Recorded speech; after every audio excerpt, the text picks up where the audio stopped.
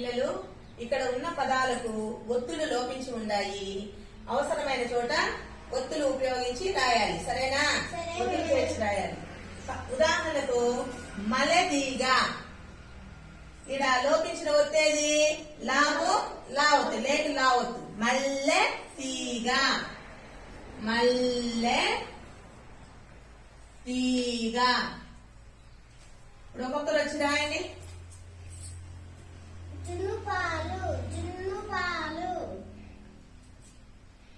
జున్ను పాలు.